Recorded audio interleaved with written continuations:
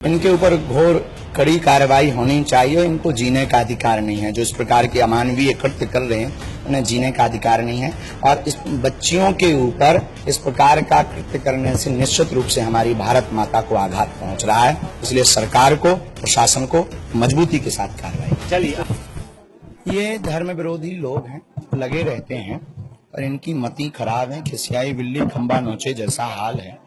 और ये जितने भी विरोध कर रहे हैं बहुत जल्दी ही ऐसे पंछी उड़ जाते हैं। प्रायः ये खेत के बिचूके हैं। और दूसरी बात, जो सनातन के खिलाफ है, यूं मान करके चलो उनकी मति खराब। भारत राम का राष्ट्र है। भारत में किसी भी मजहब का व्यक्ति यहाँ रहता हो, वो अपने हृदय पे हाथ रखे और अगर वो बिना माइक के, मीडिया के बोले तो यही कहेगा इस हृदय के खून में भी राम नाम ही बह रहा है। राम की ही यात्रा, राम की ही खुशबू, राम का ही ब्लड है ये, क्योंकि भारत राम का राष्ट्र है। महाराज जी, आपने कहा था नई संसद भी जल्द बनेगी, नई संसद में कुछ नया होगा।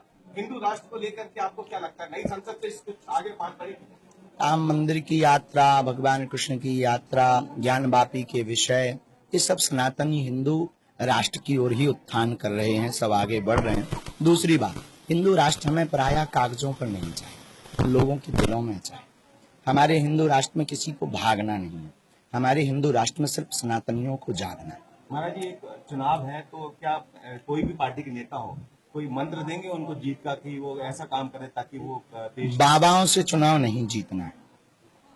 जनता को ही बाबा मान ले तो चुनाव जीत जाए। अच्छा महाराज जी, आपने एक बात कल कहा था कि जो सभी सनातनी है, जो सभी हिंदू है, वो अपने घरों के बाहर ध्वज भी लगाए ताकि पहचान भी हो। ये संभव है? आपको लगता है ये होना चाहिए?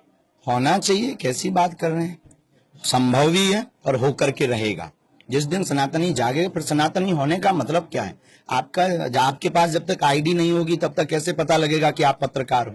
उसी प्रकार घर के बाहर धर्म ध्वज नहीं होगा, मस्तक पर टीका नहीं होगा, कैसे लोग जानेंगे कि आप सनातनी हो? हाँ, ये नहीं है कि अति अनिवार्य है, पर अनिवार्य है। उज्जैन की खबर आई, उज्जैन में बड़ी घटना होती है।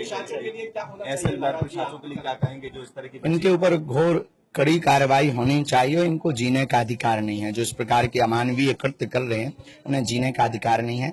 और इस बच्चियों के ऊपर इस प्रकार का कृत्य करने से निश्चित रूप से हमारी भारत माता को आघात पहुंच रहा है। इसलिए सरकार को, प्रशासन को मजबूती के साथ कार्रवाई। चलिए, आप लोग